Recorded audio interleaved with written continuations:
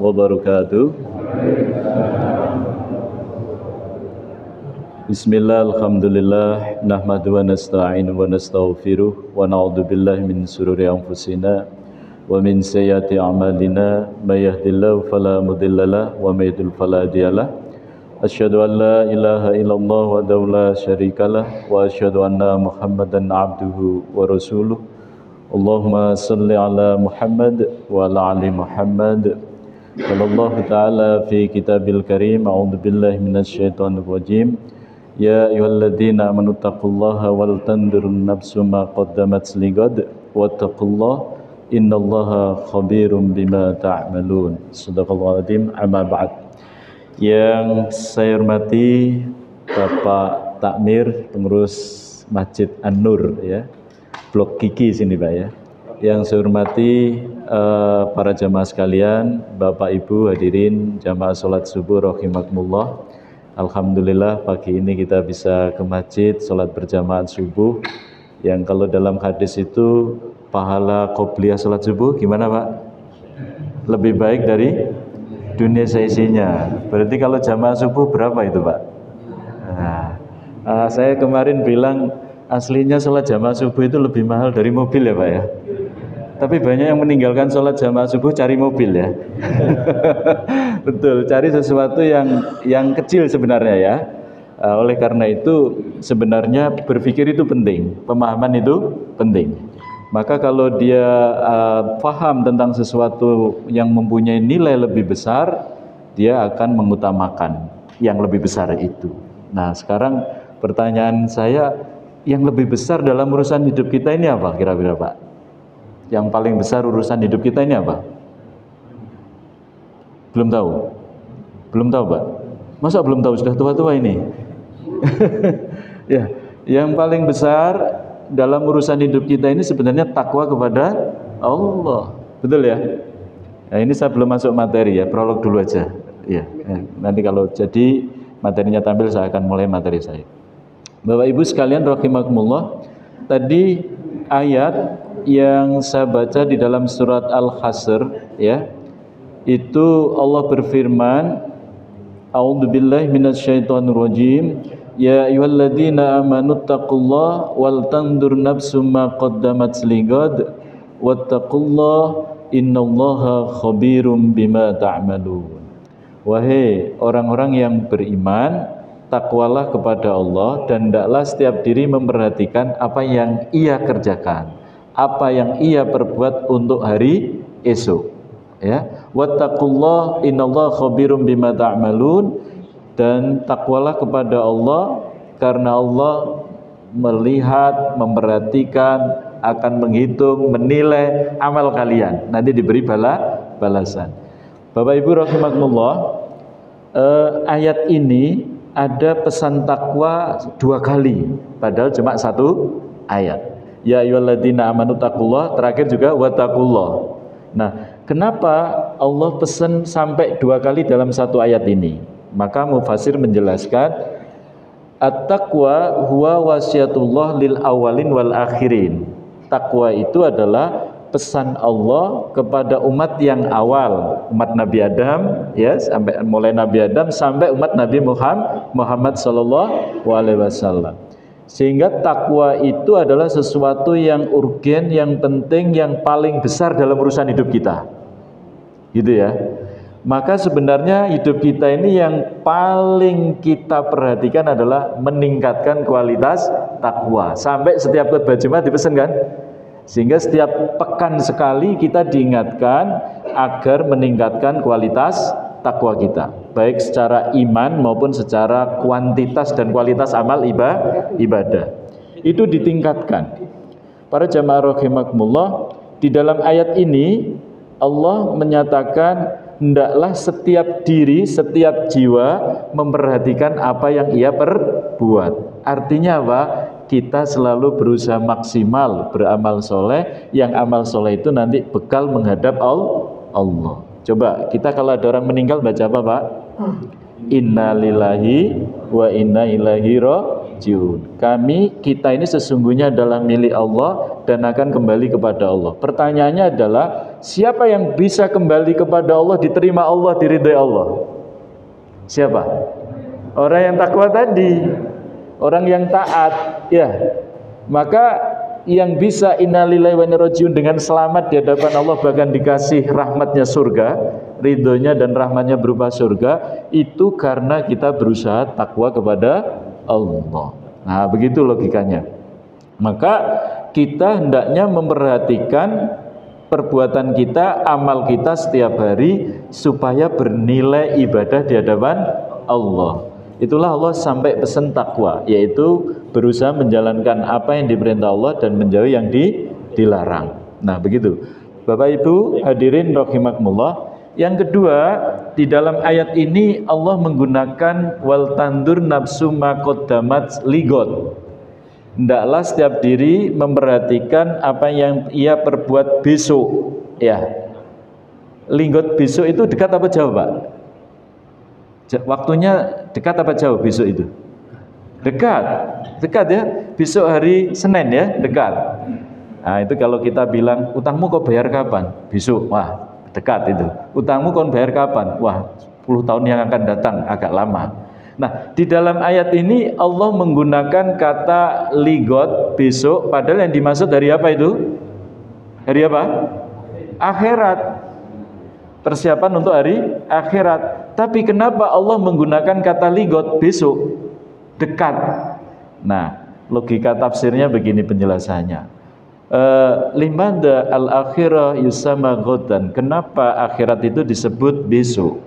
Ya, li'anna al-akhirah ayatsmi waqa'a. Karena akhirat itu pasti terjadi. Iya kan? Pasti terjadi. Kita nanti ada hari yaumul qiyamah, hari berbangkit, pasti terjadi. Nanti ada yaumul mahsyar, pasti terjadi. Nanti ada yaumul hisab, pasti terjadi. Ya. Nanti ada hisab, pasti terjadi. Ada kesirat, jembatan menuju surga, kalau jatuh ke neraka, pasti terjadi. Maka sesuatu yang pasti terjadi sebagaimana pastinya kita mati, betul ya, kita mati ya nanti. Sesuatu yang pasti itu dianggap dinamakan dekat. Sesuatu yang pasti itu dekat. Saya sering memberi contoh, misalnya ada seorang yang merencanakan, saya kurang lebih 3 tahun lagi akan beli mobil Innova. Saya sebut merek ya. Saya akan beli mobil 3 tahun yang akan datang. Saya sudah punya uang sekian. Pertanyaannya adalah, berhasilnya membeli mobil 3 tahun ke depan dengan kematian dekat mana? Dekat mana? Dekat kematian kan? Dekat kematian, karena mati bisa hari ini, bisa nanti, bisa besok. Ya, kenapa kok dekat kematian? Karena mati itu pasti gitu logikanya. Sehingga sesuatu yang pasti itu dianggap dekat. Kiamat itu dekat, hari kiamat itu dekat karena pasti.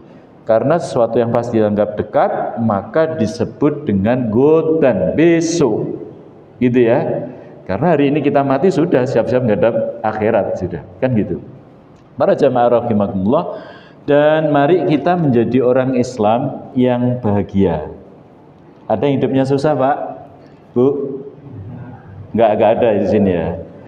Saya mengharap diri saya sendiri, panjenengan jadi orang Islam harus bahagia. Yang susah itu jadi orang kafir. Ya, harus begitu ya. Dipaksa bahagia ya kalau nggak bahagia.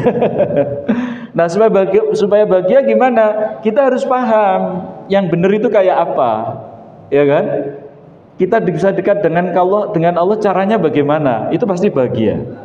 Coba Bapak Ibu, kalau jenengan punya atasan kaya, bos besar, kita dekat sama bos besar itu, kira-kira gimana? Rondo anu ya, tenang ya, bisa diandalkan. Ya, kita ini mau dekat sama zat yang maha segalanya menciptakan alam semesta. Kira-kira gimana kita? Oh, lebih bahagia, lebih tenang, ya kan? Jaluk opo ae Allah itu punya. Ayo minta apa? Sama Allah. Punya semua, ya kan? Asal diberi Allah, dikabulkan, mesti kita dapat itu. Ya, Bapak Ibu rahimakumullah. Oleh karena itu, saya mengharap, tadi saya ulang, mari kita jadi orang Islam yang bahagia, jadi orang Islam yang senang. Maka kalau kita ketemu, saya sekarang sudah agak berubah Pak, karena sudah agak tua. Jadi kalau ceramah agak guyonnya dikit-dikit ya. supaya menyenangkan Islam itu. Walaupun materinya juga sungguh-sungguh serius gitu ya. Tapi harus saya bawakan dengan menyenangkan. Karena kita harus senang. Walaupun neraka itu luar biasa, tapi surga kan luar biasa nikmatnya. Ya, dan kita pasti ada harapan masuk surga karena sudah jadi orang Islam. Gitu ya. Bapak Ibu rahimakumullah, oleh karena itu kembali ke ayat tadi bahwa kita disuruh Allah takwa dan mempersiapkan amal kita untuk hari akhirat karena memang di dunia ini untuk beramal soleh, untuk diuji siapa yang konsisten keimanannya dan siapa yang tidak konsisten. Dan memang ada di dunia ini ada iblis dan para tentaranya, para temannya yang selalu menggoda kita. Nah, sekarang saya ambil pelajaran begini. Iblis saja yang dia sudah bersumpah sama Allah akan menyesatkan manusia dan diberi kesempatan Allah umur panjang sampai hari kiamat kan gitu ya. Itu saja tidak putus asa di dalam menyesatkan orang. Mestinya kita tidak putus asa di dalam berbuat kebaikan dan mengajak kebaikan. Saya tadi malam merenung itu baru sadar, iya ya. Ini paling enak itu memang hidup ini satu, mengajak kebaikan diri sendiri dan mengajak kebaikan orang lain. Silakan Pak dicari amal yang lebih baik daripada yang saya ucapkan tadi, yaitu mengajak diri sendiri kebaikan dan orang lain kebaikan. Adakah amal yang lebih baik daripada itu? Saya baru mikir kemarin tadi malam. Jadi ini senikmat-nikmatnya nikmat kalau kita bisa mengajak diri kita kebaikan sekaligus mengajak orang lain kebaikan. Karena memang Allah sudah sampaikan, wa man ahsanu qawlan mimman da'a ilallah wa 'amila sholiha wa qala innani minal muslimin. Siapa yang lebih baik daripada orang yang menyeru kepada jalan Allah sedangkan dia juga menyeru pada diri sendiri, artinya mengamalkannya, ya kan? Kemudian dia berserah diri kepada Allah, dan itu adalah aktivitas para nabi dan rasul, yaitu mengajak kebaikan, amar ma'ruf nahi mungkar. Nah, itu aktivitas terbaik. Maka hari ini yang banyak pahalanya insya Allah panitianya ini. Yang pahalanya ini. Jadi panitia ini sebagai event organizer ini karena mendatangkan banyak orang, yang datangkan aslinya Allah, tapi atas wasilah undangan ini pahalanya besar ini. Kalau saya cuma datang ngomong ini dapat sebagian ini. Oleh karena itu Bapak Ibu rahimahullah, mari kita kita syukuri menjadi orang Islam, kita jaga. Jadi ayat yang tadi pesan takwa sampai 2 kali itu menunjukkan takwa ini adalah sesuatu yang sangat penting. Nah, bagi kita semuanya untuk kita perhatikan. Nah, sekarang saya masuk materi, walaupun tidak ada slide-nya, tidak apa-apa kalau tidak bisa. Ya, tidak apa-apa, nanti lain kali mudah-mudahan bisa. Baik, kita diberi judul menyempurnakan mengenal Allah. Sebetulnya materinya sudah saya sampaikan di Musola Al-Amanah ya, yang awal itu. Sampai saya ingin menekankan begini. Saya akan tanya panjenengan, akidah ya, keimanan itu sifatnya adalah hitam dan putih, benar dan salah. Bapak Ibu rahimakumullah, akidah itu hitam dan putih, benar dan salah. Tidak ada akidah itu, agama itu benar semua. Bapak Ibu yakin kalau agama itu benar semua? Gimana? Tidak ya? Tidak. Agama yang benar apa? Agama yang lain salah? Salah ya? Iya. Salahnya di mana Pak? Gimana satu-satu? Inna dina indallah al-Islam. Terus? Siapa yang akalnya di surat siapa mencari selain agama Islam akan Wa yabtaghi ghairal Islam ya fala yuqbala minhu. Ya, tertolak. Berarti agama selain Islam tertolak oleh Allah. Agama yang diridhoi Allah cuma Islam. Salahnya yang lain apa? Kok yang diridhoi cuma Islam? Kan sama-sama menyembah Tuhan itu. Punya kitab suci ya. Gimana? Tuhan yang lain ya? Ada Tuhan yang lain. Tuhan ini di alam semesta bro. Di alam ini ada Tuhan enggak? Enggak ada di alam Tuhan, Pak. Ada enggak di alam semesta ada Tuhan? Ini pertanyaan agak nyeleneh ini. Di alam semesta ini ada Tuhan enggak? Ada enggak? Kenapa, Pak? Cerdas, Pak. Di alam semesta ini tidak ada Tuhan. Kalau alam semesta ini ciptaan, Tuhan itu di luar alam semesta. Yang saya maksud ke sana ya, mau ngomong kalau Tuhan, bukan begitu. Tuhan itu bukan alam semesta. Bahkan Tuhan yang menciptakan alam semesta. Berarti Tuhan bukan bagian alam semesta. Itu yang saya maksud. Sehingga tadi saya bikin pernyataan, tidak ada Tuhan di alam semesta. Yang ada di luar alam semesta. Karena Tuhan yang menciptakan alam semesta. Berarti kalau ada yang menuhankan bagian dari alam semesta, dia Tuhan, Tuhan-Tuhanan, Tuhan palsu. Nyambung, Mbak. Jadi salahnya, ini kalau di video ya, salahnya agama yang lain itu karena menyembah Tuhan selain Allah. Tuhan selain Allah itu aslinya alam semesta tadi, bagian dari alam semesta dan seisinya. Artinya dia menyembah makhluk. Iya, kalau tidak percaya sering saya sampaikan akidah yang lain. Misalnya ada yang percaya ada Tuhan Anak, Roh Kudus yang disebut dengan malaikat Jibril, Roh Kudus itu ya. Tuhan Anak disebut Nabi Isa, gitu ya. Ini kan diterangkan dalam Al-Quran, saya sampaikan ya. Ada Tuhan Bapak. Tuhan Bapak di mana? Di surga katanya ya. Oh iya, Tuhan Bapak di surga, Pak. Jadi enak-enak Tuhan ini sekarang di surga. Ya, tidak turun ke bumi ya, di surga terus. Ya, jadi ada Tuhan Bapak, Tuhan Anak, ada Roh Kudus ya. Jadi kalau ada Tuhan Anak, sementara yang anak ini adalah bentuknya manusia, ya sering saya sampaikan, berarti bapaknya kira-kira mirip manusia enggak? Seharusnya mirip kan? Satu spesies kan? Satu jenis kan? Tapi kenapa ada kepercayaan Tuhan Anak dan Tuhan Bapak? Ini ndak kaca cak lontong apa? Nggak mikir. Loh, sebenarnya manusia kebanyakan ini nggak mikir, Pak. Ini yang saya ajak. Kebanyakan nggak mikir ini. Kalau manusia ini mau mikir, pasti ketemu Tuhan yang hak Allah. Saya bisa jamin itu, materi saya kan. Itu bisa saya jamin. Semua yang beragama selain Islam, walaupun ada yang Islam nggak mikir ya, ikut-ikutan ya. Tapi semua yang memeluk agama selain Islam sebenarnya nggak mikir. Oke, saya akan buktikan ini. Manusia itu mencari kebenaran, itu caranya ada dua yang dipakai alatnya. Satu dengan akal, dua dengan perasaan. Ya, betul Pak? Coba, kenapa kamu beragama ABC? A, B, C gitu ya. Kenapa kamu beragama Islam? Suka yang saya tanya di sini. Jenengan Muslim ini kenapa Islam? Bisa dulu berpikir enggak memeluk agama Islam, Pak? Sampai sekarang berpikir enggak kalau Islam yang benar? Tadi sudah dijawab ya? Sudah dijawab. Rata-rata berpikir enggak memeluk agama Islam ini? Kok enggak agama Kristen, agama Buddha, Hindu saya? Mikir enggak, Pak? Enggak ya? Karena keturunan ya. Coba bayangkan kalau Bapak Ibu dilahirkan dari rahim ibu yang non-muslim. Kira-kira mikir enggak itu kalau sudah dewasa, balik? Ini kebanyakan enggak mikir loh. Kebanyakan enggak mikir. Makanya kalau enggak mikir, dia ikut saja agama orang tuanya. Apakah benar atau salah, dia enggak ngerti karena enggak mikir. Termasuk umatnya tanya kepada kiainya, tanda petik ya. Oh, enggak boleh tanya. Kan begitu ya, Irina Handoyo, enggak boleh tanya. Lah wong agama enggak boleh tanya. Benar dan salah enggak boleh tanya.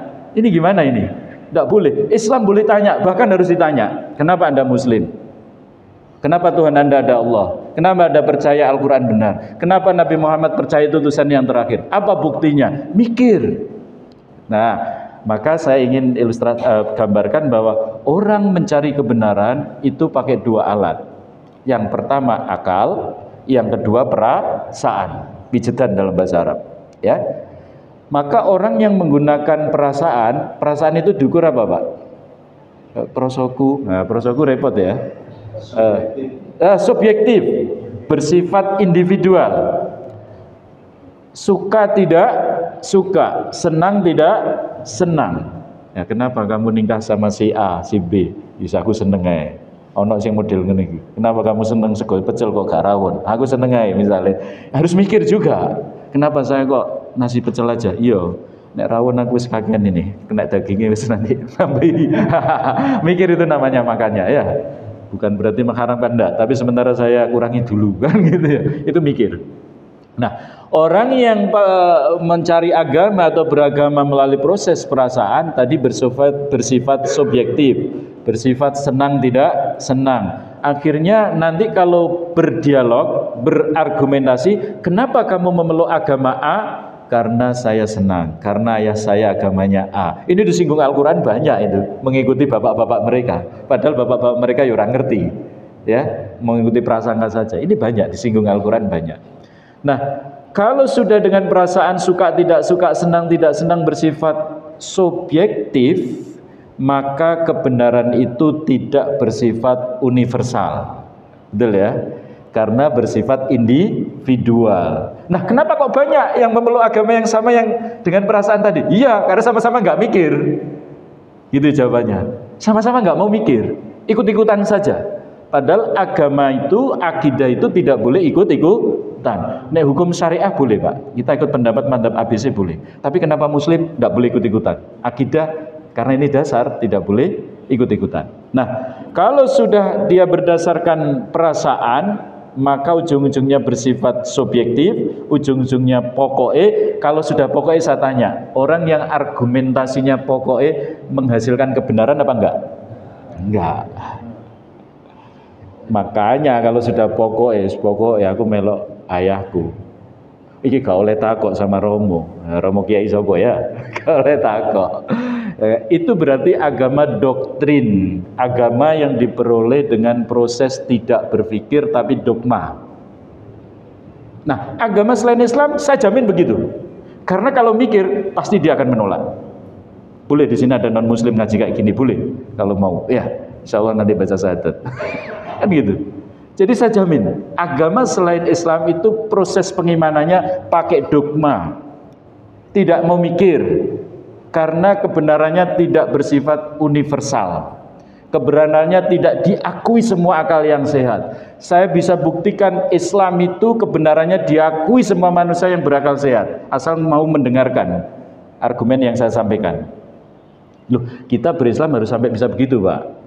Sehingga wala tamutunna wala illa wa antum muslimun kan? Jangan mati kecuali dalam keadaan Islam. Oke, ada muslim. Nah, Bapak Ibu rahimakumullah, itu cara yang pertama. Kalau beragama dengan pakai perasaan, ujung-ujungnya pokoknya bersifat subjektif, tidak bisa punya argumentatif, maka tidak bisa menghasilkan kebenaran yang sebenar-benarnya benar. Kebanyakan manusia seperti itu. Maka tadi di awal saya katakan, kebanyakan manusia tidak mau mikir. Hari ini jenengan mikir ya, sebabnya insya Allah sudah dekat ini ajalnya. Kan sudah sepuh-sepuh ini tak lihat. Saya termasuk masih muda di sini. Ini ada yang muda. Iya, tidak harus sepuh, tapi rata-rata yang sepuh duluan. Rata-rata ya Pak, kan begitu ya? Rata-rata ya. Maka kita harus menyiapkan nanti ke akhirat. Kenapa? Sebelum saya masuk yang sesi kedua ya, cara alat tadi. Kenapa Bapak Ibu? Saya itu kemarin ngisi juga saya sampaikan. Hidup ini saya ulang-ulang harus ya. Jenengan itu umat Nabi Muhammad itu umurnya berapa Pak rata-rata? 60-70. Kalau Rasulullah dicontohin 63. 63 Hijriah, 61 Masehi itu Pak. Betul ya logikanya ya. Setiap 36 tahun selisih 1 tahun kan? Ya, 1 tahun kan selisih 10 hari kan? Kurang lebih ya. Berarti kalau Rasulullah umurnya 63 Hijriah, tahun Hijriah, itu cuma 61 loh. Yang 60 berarti kalau niru Rasul kurang 1 lah. Ada yang lebih ya? Ada yang bonus sudah. Berarti siap-siap saja. Rata-rata 60-70 tahun. Sekarang saya akan konversikan. Di dalam surat Al-Ma'arij, 1 hari malaikat turun naik itu berapa tahun kalau dihitung beneran? 50.000 tahun. Ada yang baca kan surat Al-Ma'arij ya? 50.000 tahun. Coba jenengan hitung 60 tahun dibandingkan dengan 1 hari 50.000 tahun. Ketemu berapa menit, berapa detik akhirat? Kalau 1 hari akhirat 50.000 tahun, ya Pak ya? Saya ulang, kalau di akhirat itu 1 hari 50.000 tahun, 1 hari akhirat, 24 jam akhirat 50.000 tahun, berarti 1 jam akhirat berapa? 2000 tahun sekian kan?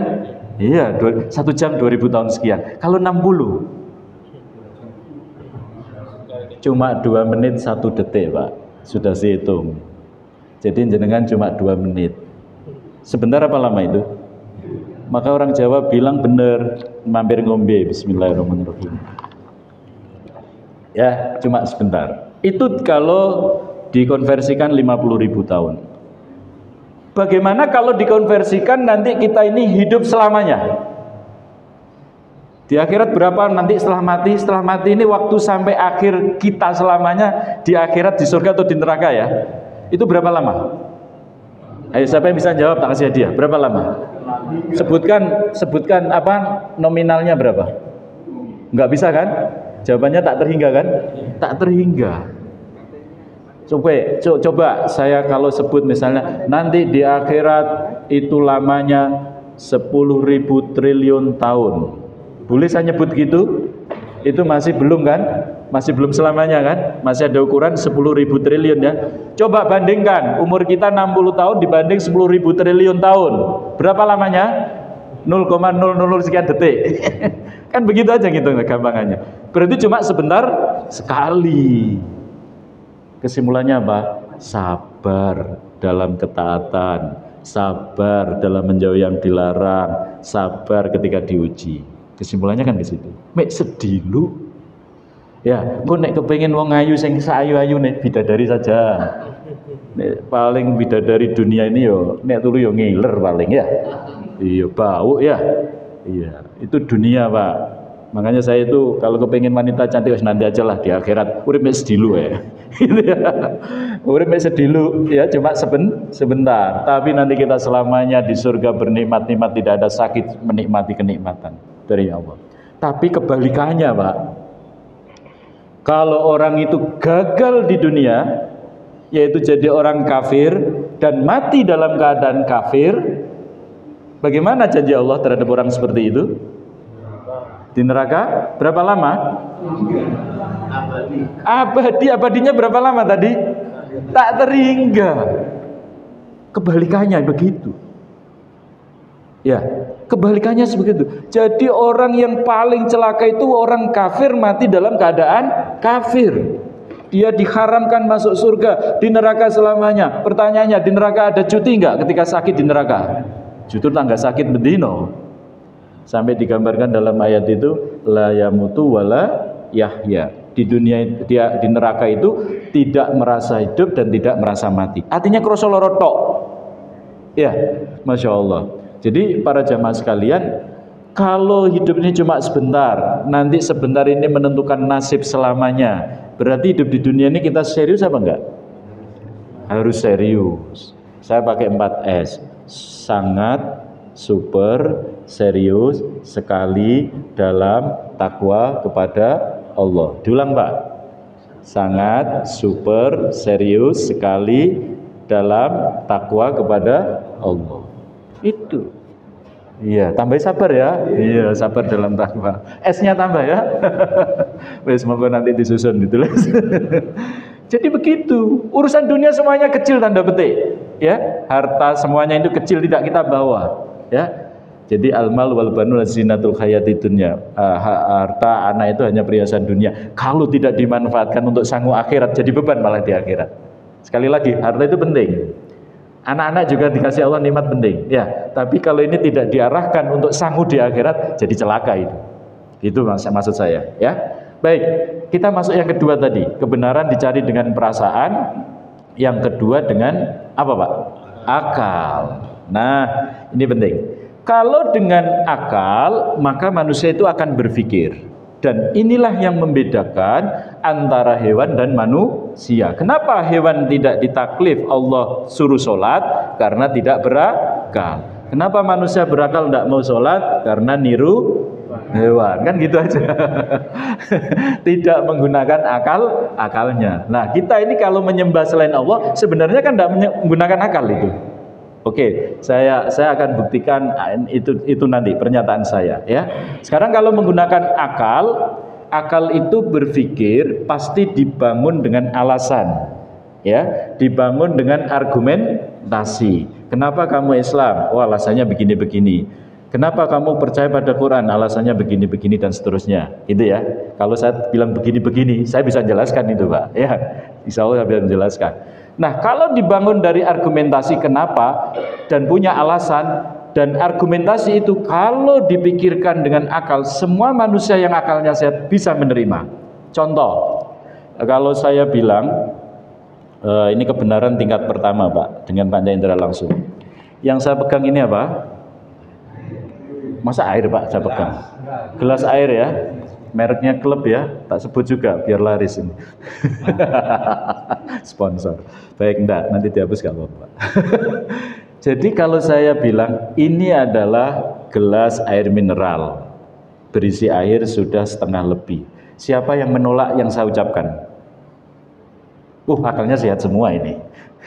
Karena melihat benda ini langsung membenarkan apa yang saya sampaikan. Sehingga kebenaran itu apa, Pak? Masih ingat, Pak? Benar itu apa, Pak? Masih ingat? Benar itu apa? Nyata. Sesuai dengan akal dan pikiran. Benar itu apa? Pernyataan sesuai dengan kenyataan. Tadi kan saya menyatakan sesuatu. Ini adalah gelas air mineral yang isinya separuh lebih. Pernyataan saya. Jenengan lihat kenyataannya. Benar salah? Benar. Itu namanya benar. Nah, kalau dituhankan kok makhluk, padahal makhluk itu tidak layak jadi Tuhan, benar salah itu? Salah. Kan selesai itu sebenarnya. Iya kan? Nah, sekarang kita lanjutkan. Jadi kalau kebenaran itu adalah pernyataan sesuai dengan kenyataan, maka akal ini bisa membuktikan bahwa ini benar. Kalau ada orang yang bilang tadi kok bilang nggak benar, ini konslet mikirnya. Iya kan? Akalnya tidak sehat. Kalau saya tadi menyatakan ini adalah gelas air mineral isinya sekian-sekian, kok dilihat kemudian dia panca inderanya lengkap ya, kok kemudian jawabannya beda, ini mikirnya konslet, nggak sehat, nggak jujur, iya kan? Nah itu benar. Makanya kalau menggunakan akal pasti bisa menghantarkan kebenaran, karena argumentasi dibangun dari argumentasi.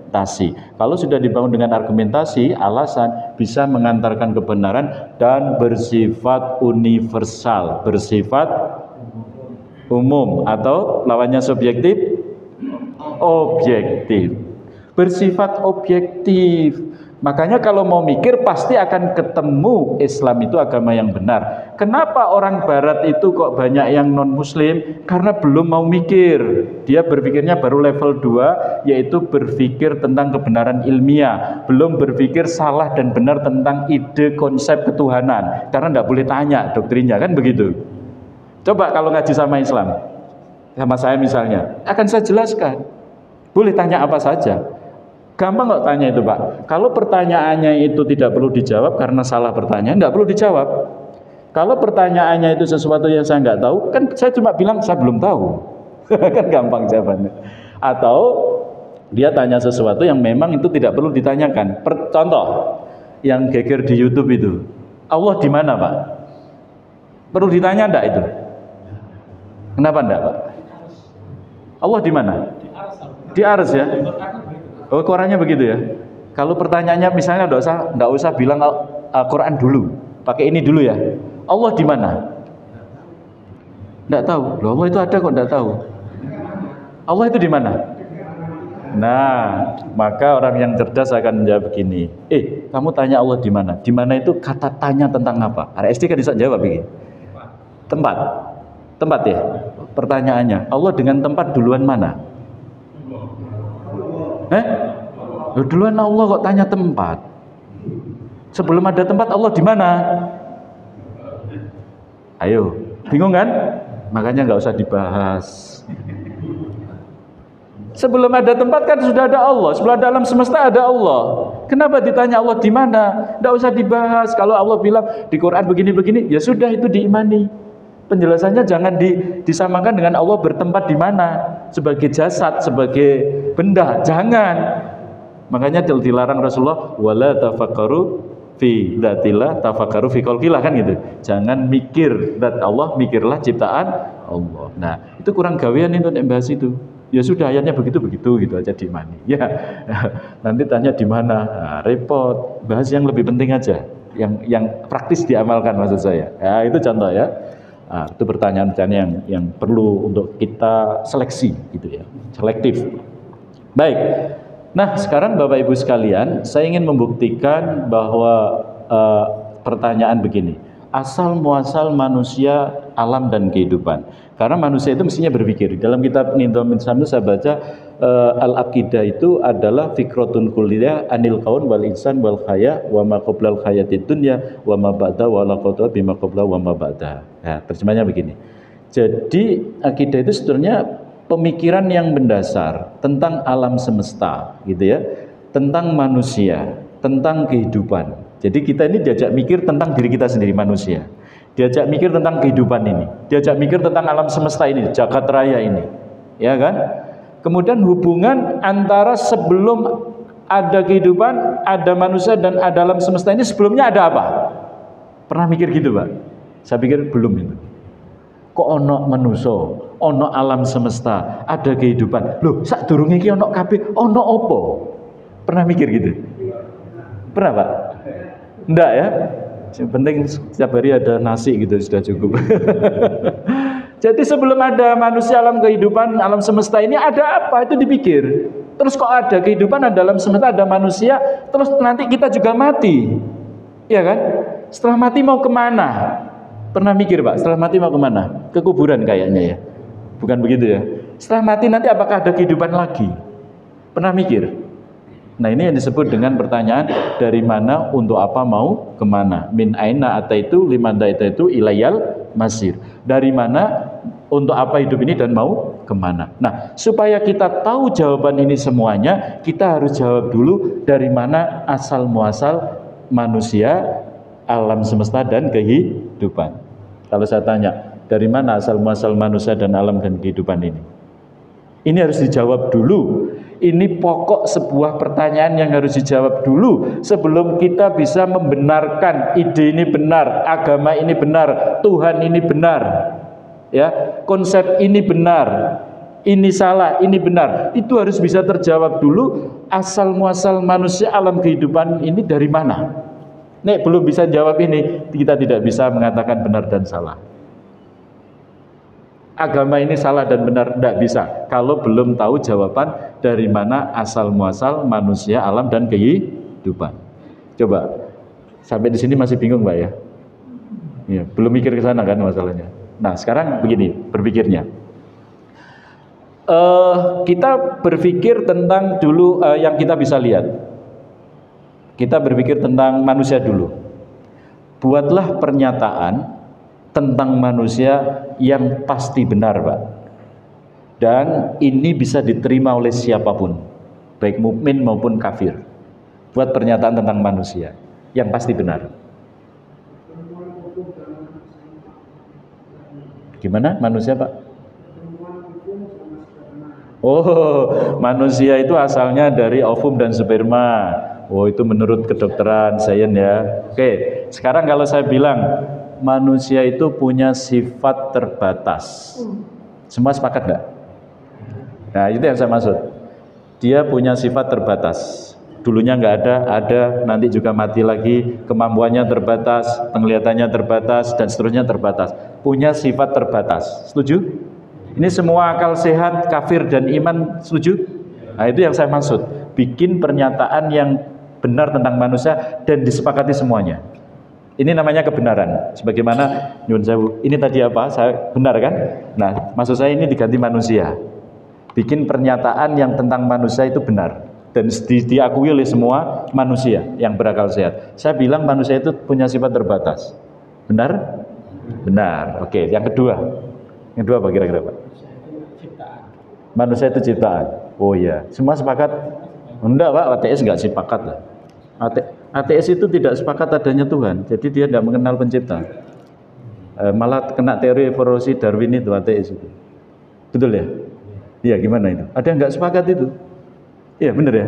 Dia tidak mengenal pencipta berarti tidak mengakui manusia ciptaan itu perubahan materi. Kalau komunis kan begitu. Iya. Nah, oke, bisa lagi, Pak. Manusia itu saya kasih, dia adalah teratur. Sistem dalam tubuhnya teratur. Tidak ada makan roti keluar roti lagi. Ada Pak, makan roti keluar roti lagi? Enggak. Iya, mesti keluar kotoran. Iya kan? Dia tidak bisa menghentikan jantungnya. Coba hentikan Pak semua jantungnya, bisa? Dia tidak bisa menghentikan paru-parunya. Bisa semua? Enggak bisa.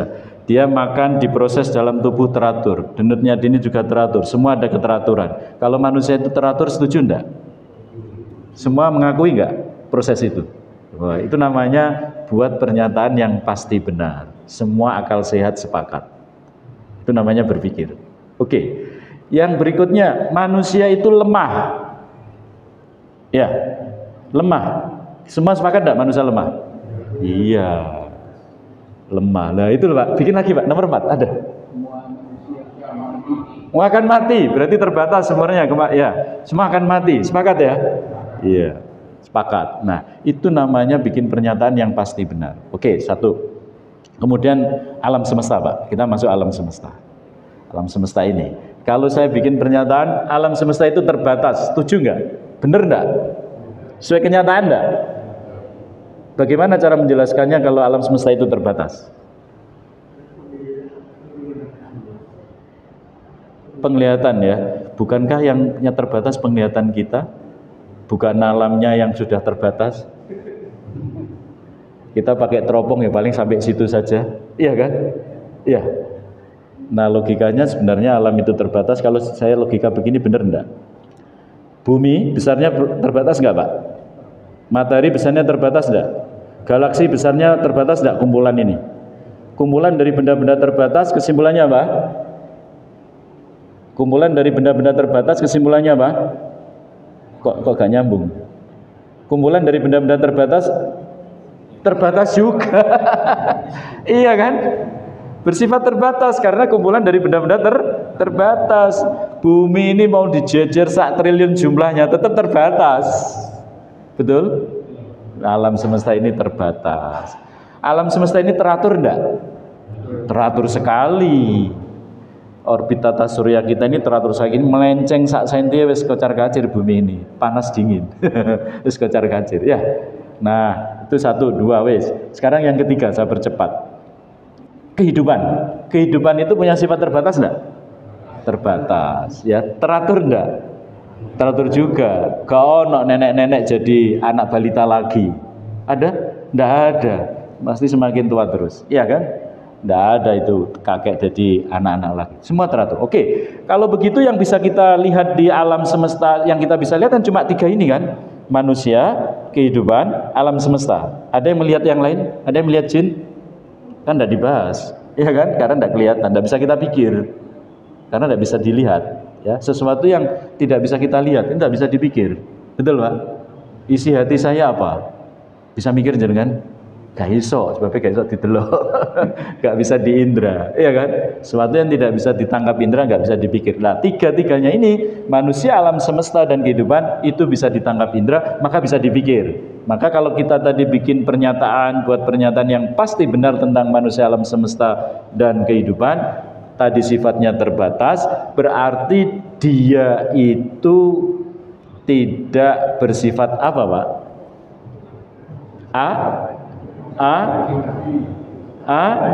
Abadi, tidak bersifat azali. Ya, azali itu apa? Loh, nggak tahu. Sudah tua masa nggak tahu? Azali itu apa? Yang paling awal, yang paling akhir, tidak ada yang mengawali, tidak ada yang mengakhiri. Ya, itu kalau supaya tidak lupa, nyanyikan lagu Romai Ramai itu.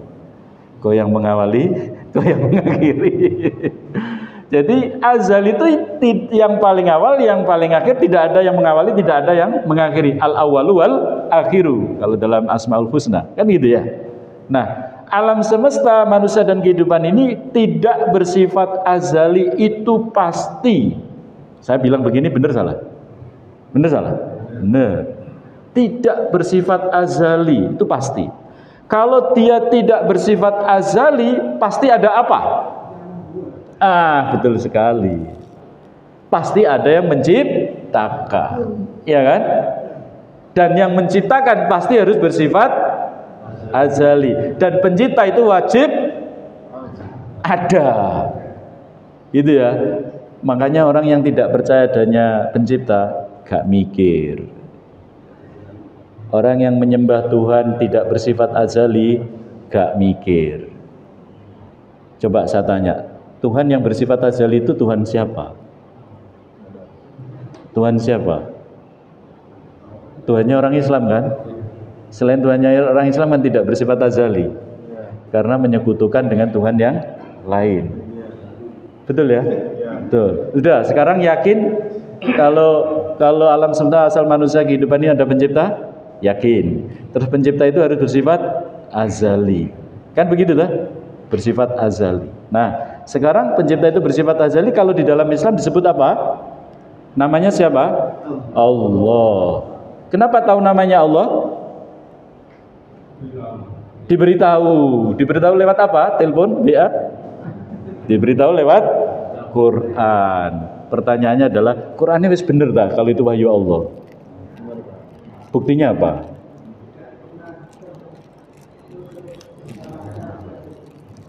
Oke. Aslinya ngerti, cuma menjelaskannya panjang lebar agak rada angel. Gak apa-apa, Pak. Jadi sekarang masuk pada bab kedua, saya akan sampaikan tentang mengenal Allah ini tadi ya. Berpikirnya begini. Sekarang saya tanya, ini ngajak berpikir memang saya. Banyak yang ngeklaim bahwa dia punya Tuhan A dan itu dianggap benar. Betul ya? Setiap agama itu kan punya Tuhan masing-masing dan dianggap benar kan? Diyakini benar kan? Itu namanya kan klaim. Saya juga ngeklaim Allah Tuhan saya itu benar, yang salah lain. Tapi klaim saya bisa saya buktikan, bisa saya argumentasikan. Nah sekarang mestinya kitab Al-Quran, kitab Injil, kitab yang lain-lain, Weda, Tripitaka ya, kitab Shishu, Konghucu, macam-macam itu harus dibuktikan. Karena yang namanya kitab suci itu menginformasikan sesuatu yang gaib. Ya, gaib itu sesuatu yang tidak kelihatan, sesuatu masa yang akan datang, sesuatu masa yang akan masa yang lampau. Itu gaib namanya. Betul ya? Kakek saya nomor 5 di bawah saya, di atas ayah saya, sudah gaib, itu sudah meninggal. Kakek saya sudah meninggal, kan gitu ya. Itu gaib. Apalagi saya lahir kakek saya sudah meninggal, saya tidak ngerti misalnya. Ya, itu namanya gaib. Masa lampau itu gaib. Fir'aun saya tidak ketemu, itu gaib. Tapi ada itu ya. Nah, sesuatu yang gaib itu masa lampau, masa yang akan datang dan tidak kelihatan. Maka pencipta itu kan tidak kelihatan kan? Nah, supaya tahu pencipta itu siapa, ya pencipta ini harus memberitahu. Ya, memberitahu lewat apa? Wahyu, lewat kitab suci, lewat para nabi dan rasul. Maka kalau ada kitab suci yang itu mengaku dari Tuhan, harus diverifikasi. Harus dibuktikan kalau itu benar atau salah.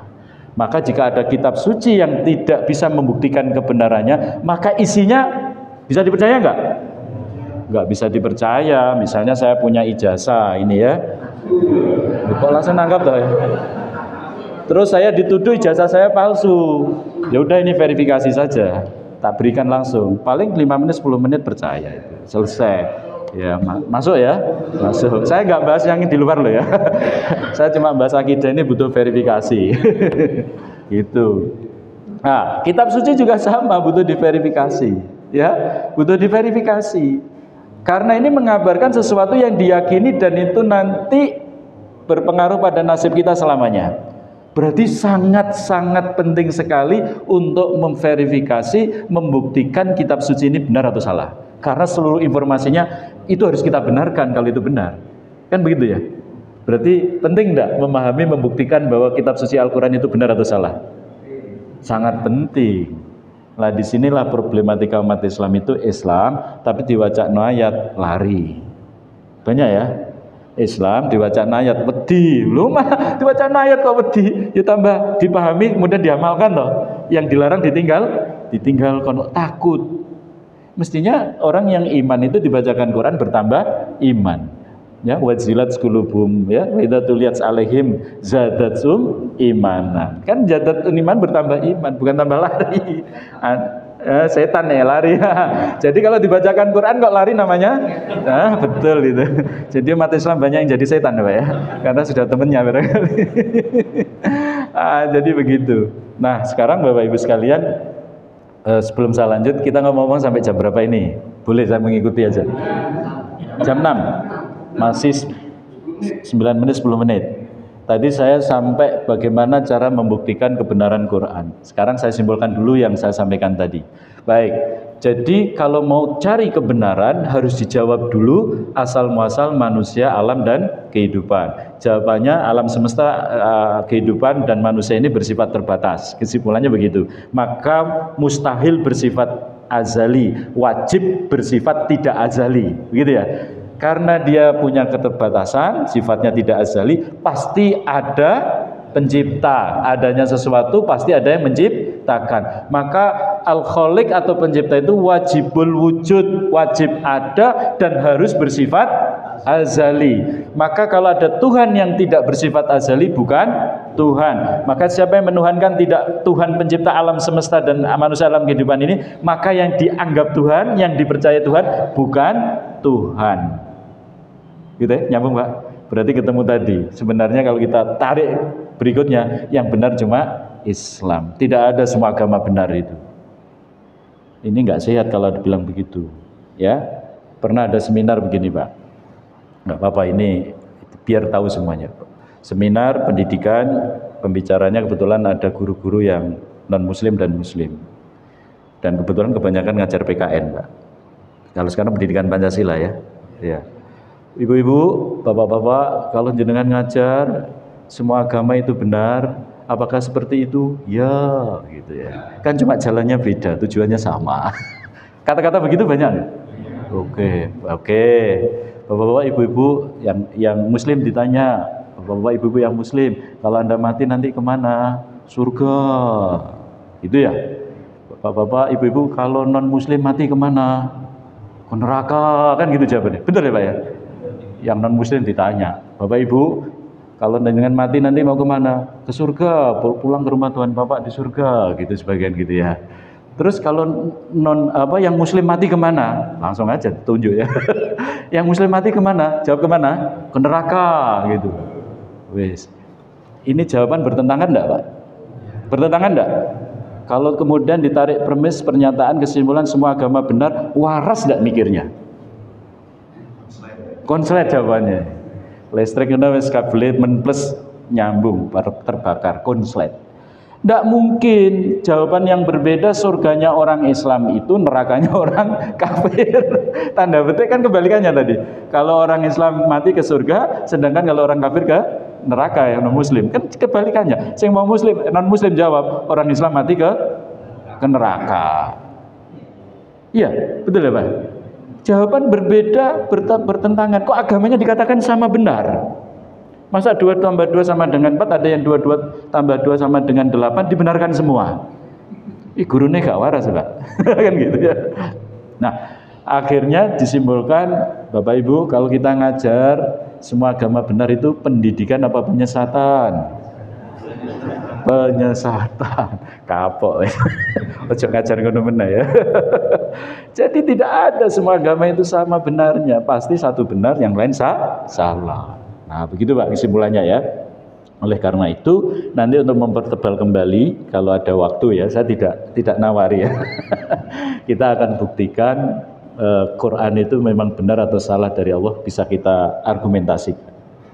Dan ini penting sekali. Karena kalau sudah Quran itu benar atau salah, bagaimana cara berpikir untuk membenarkan dan menyalahkan, itu nanti kita bisa mantap, apapun isinya akan kita imani.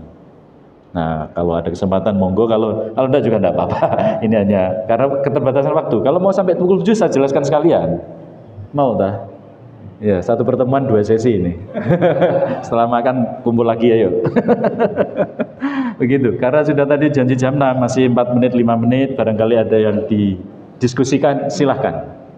Hari ini kita sudah mantep, yakin Tuhan itu ada, dan yang hak bersifat azali ya. Selain bersifat azali sebenarnya bukan Tuhan. Berarti kalau Tuhan anak bukan Tuhan. Tuhan namanya ABCD bukan Tuhan, karena itu makhluk semua. Termasuk Tuhan khayalan, termasuk berhala bukan Tuhan. Ya, maka yang ke Gunung Kawi gak mikir, ya kan? Yang nyembah berhala gak mikir. Yang ini Gunung Sari ya. Ini mikir ini insya Allah. Sari ini mikir. Baik, ada yang ingin sampaikan, monggo.